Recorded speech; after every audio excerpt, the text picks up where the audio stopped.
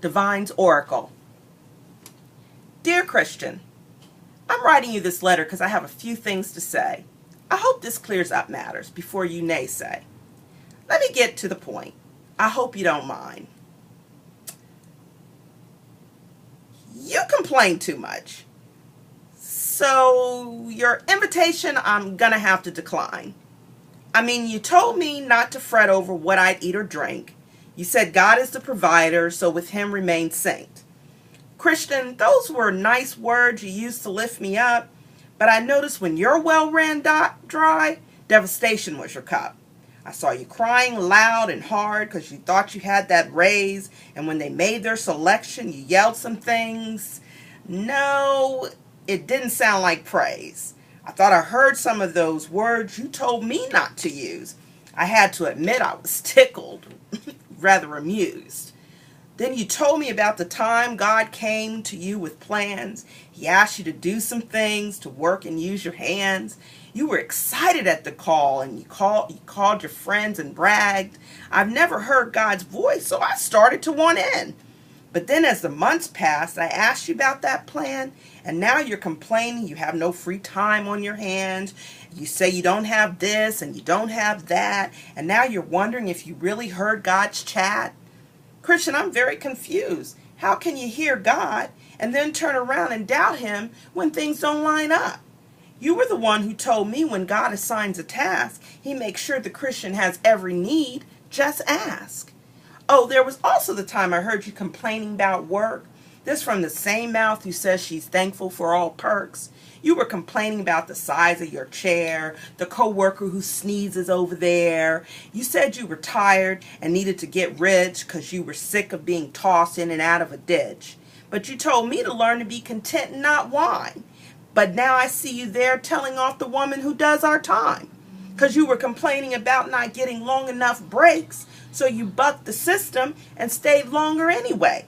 So she cut your check short, and while you told me to be meek, I see they're taking you out under police escort. You're on your way to jail. Well, from what I recall, I guess that's slightly better than going to hell. Anyway, Christian, perhaps you're getting my assert. It's just really not fortuitous for me to convert. So far what I can see is you're not happy with your God. He might have a criminal record and he doesn't provide. He's a terrible sport. Sounds like he runs with the mob. With all due respect, your faith sounds like a joke. Yeah, that reminds me, we were talking about the prez. You don't really like him, but said we should always pray.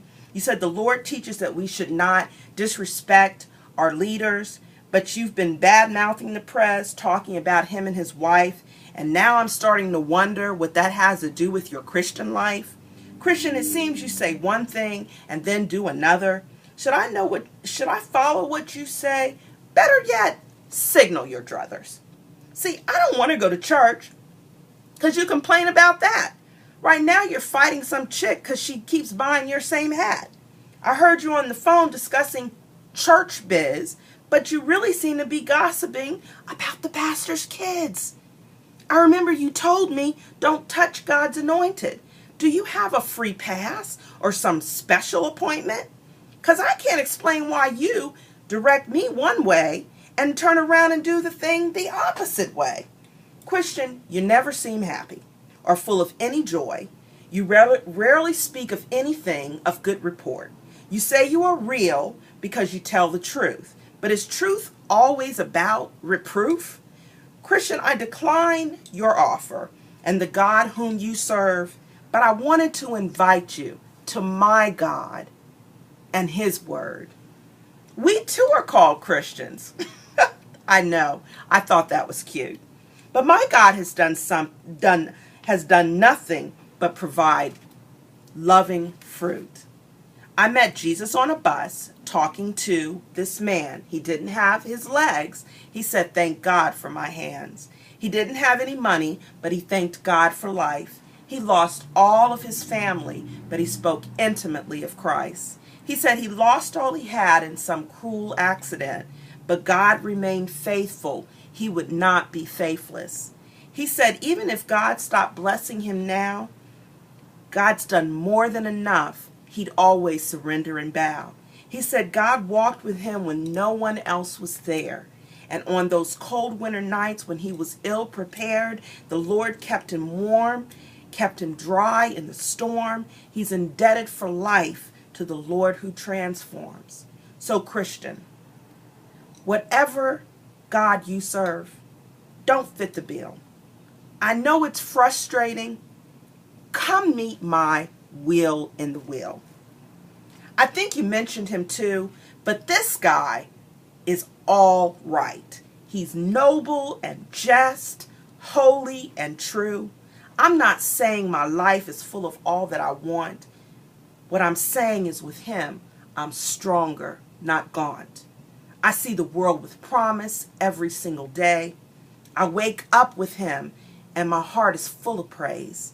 Listen, my friend, the glass can be half gone, or be thankful there's water to quench your thirst on. Anyway, who am I to be teaching the teacher? I really hope you come meet my new love, Jesus. With loving kindness and best wishes always, peace, love, and joy be yours every day. Love, New Christian.